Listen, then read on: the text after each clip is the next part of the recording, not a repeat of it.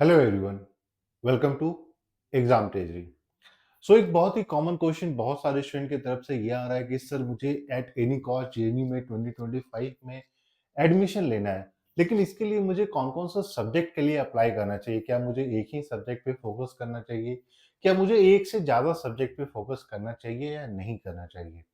ये क्वेश्चन इसलिए आ रहा है क्योंकि बहुत सारे स्टूडेंट ऐसे हैं जिनका प्रोग्राम कोर्स होता है जहाँ पे उन्होंने ग्रेजुएशन में एक से ज़्यादा सब्जेक्ट पढ़ा है। मान लीजिए हिस्ट्री पॉलिटिकल साइंस के साथ पढ़ा है या इंग्लिश प्लस पॉलिटिकल साइंस पढ़ा है। डी में बहुत सारे प्रोग्राम कोर्सेस होते हैं जहाँ पे 2 सब्जेक्ट का कॉम्बिनेशन होता है।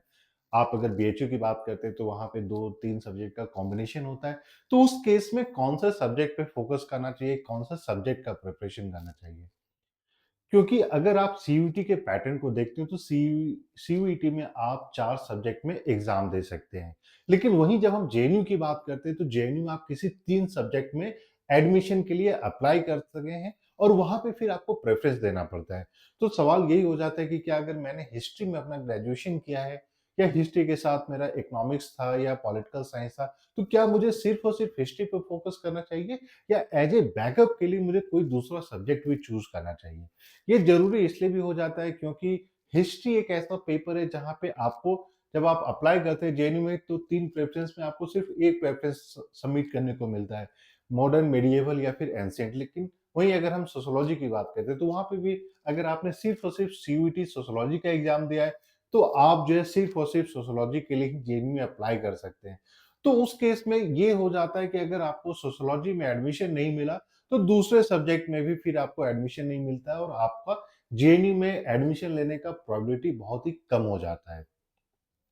इसमें मोस्ट इम्पोर्टेंट चीज़ ये होती है कि आपको सबसे पहले देखना है कि आपका जो ग्रेजुएशन हुआ है, उसमें आपका कौन-कौन सा पेपर था? क्या आपके सिर्फ़ 1 ऑनर्स पेपर था या 1 से 2, 2 से 3 पेपर आपने पढ़ा है? अगर आपका ऑनर्स पेपर नहीं था, तो उस केस में आपको कम से कम 2 सब्जेक्ट में अप्लाई करना चाहिए। वो 2 कौन-सा होना चाहिए? बहुत बार होता है कि स्टूडेंट ये बोलते हैं कि सर मुझे इकोनॉमिक्स में इंटरेस्ट है, क्या इकोनॉमिक्स फ़िल कर देना चाहिए? नहीं।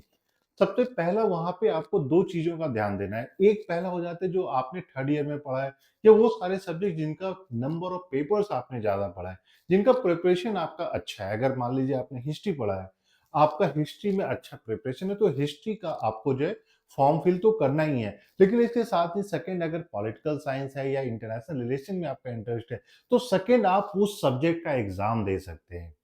उससे ये होगा कि अगर हिस्ट्री में नहीं हो पाया, तो एटलीस्ट दूसरे सब्जेक्ट में दोबारा आपके पास एक ऑप्शन होता है कि सेकंड या थर्ड प्रेफ़रेंस में आप वो सब्जेक्ट को डाल दें। लेकिन बहुत बार स्टूडेंट ये भी मिस्टेक कर देते हैं कि वो ऐसा सब्जेक्ट फ़िल कर देते हैं जिसको उन्होंने पढ़ा ही नहीं है। वो चीज़ नहीं करना चाहिए। अब दूसरा आते हैं कि अगर आपने कोई ऑनर्स प्रोग्राम किया, फॉर एग्ज़ाम्पल दिल्ली यूनिवर्सिटी में बहुत सारे ऐसे कोर्सेज़ हैं अंडरग्रेड में जो ऑनर्स होता है। फॉर एग्ज़ाम्पल अगर आपने इकोनॉमिक्स पढ़ा है, तो आपने सिर्फ़ और सिर्फ़ इकोनॉमिक्स पढ़ा है 3 साल अगर ऑनर्स कोर्स किया है, तो उस केस में क्या होना चाहिए? तो उस केस में जो बेस्ट इम्पोर्टेंट हो जाता है कि आपको ये चेक करना है कि क्या आपने यूपीएससी का प्रिपरेशन स्टार्ट कर दिया है कि नहीं किया है। अगर आपने यूपीएससी का प्रिपरेशन स्टार्ट कर दिया है, तो उस केस में आपको हिस्ट्री का थोड़ा-सा देख लेना चाहिए क्योंकि यूपीएससी का हिस्ट्री और जो सीयूईटी का हिस्ट्री है, उसके सिलेबस थोड़े मैच करते हैं। दूसरा हो जाता है कि अगर आपने मान लीजिए हिस्ट्री का प्रिपरेशन नहीं किया है, तो उस केस में आपको जेएनयू में वो सारे सब्जेक्ट्स आइडेंटिफ़ाई करने चाहिए, जहाँ पे नंबर ऑफ एप्लीकेशन बहुत ही कम होते हैं, जहाँ पे आपके कट ऑफ कम जाते हैं। तो उस केस में और तीसरा वहाँ पे आपको चेक करना है कि कौन-सा ऐसा सब्जेक्ट है जिसका रिलेटिवली थोड़ा-सा आपका जो है सिमिलर स्ट्रक्चर है इन टर्म्स ऑफ वो सब्जेक्ट जिसमें आपने ग्रेजुएशन किया है। तो जेएनयू में कुछ-कुछ कोर्सेज़ ऐसे हैं जो ओपन कोर्सेज़ है, जहाँ पे आप ये बोल सकते हैं कि अंडर ग्रेड लेवल पे वो सारे कोर्सेज़ नहीं है। तो बहुत सारे स्टूडेंट जिनको वो नॉलेज होता है, वो उस कोर्स में as a secondary admission option डाल देते हैं और इन केस अगर नहीं हो पाता है फर्स्ट प्रेफ़रेंस तो सेकंड प्रेफ़रेंस में एडमिशन लेके वो एटलीस्ट जेएनयू में अपना सीट तो सिक्योर कर सकते हैं। तो इन सब चीज़ों को ध्यान में रखकर अगर आप प्लान कर रहे हैं कि हाँ, मुझे एट एनी कॉस्ट जेएनयू में होना चाहिए एडमिशन मेरा 2025 में, तो पहला प्रेफ़रेंस तो आपको वो सब्जेक्ट रखना चाहिए जिसमें आपका कोर इंटरेस्ट है। लेकिन आपको दूसरा या तीसरा सब्जेक्ट अगर आप कंफर्टेबल हैं, तो वो लेके चलना चाहिए। दूसरे तीसरे सब्जेक्ट में आपको कोशिश ये करनी है, कोई क्लासेस जॉइन नहीं करनी है, लेकिन एटलीस्ट क्वेश्चन पेपर प्रैक्टिस जितना ज़्यादा से ज़्यादा कर सकते हैं। थोड़ा-सा स्टडी मटेरियल मिल जाता है तो आप उसको भी चेक कर लीजिए।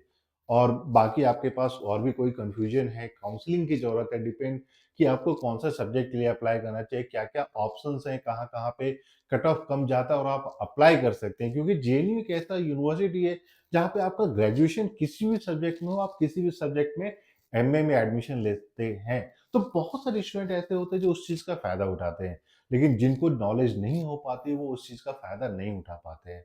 सो हम लोग सेपरेटली भी डिस्कस करेंगे, फॉर एग्जांपल हिस्ट्री के साथ कौन-कौन सा सब्जेक्ट जाना चाहिए, पॉलिटिकल साइंस के साथ कौन-सा सब्जेक्ट, इकोनॉमिक्स के साथ कौन-सा, सोशियोलॉजी, ज्योग्राफी, इन सब के साथ आप कौन-कौन से एडिशनल सब्जेक्ट अप्लाई कर सकते हैं।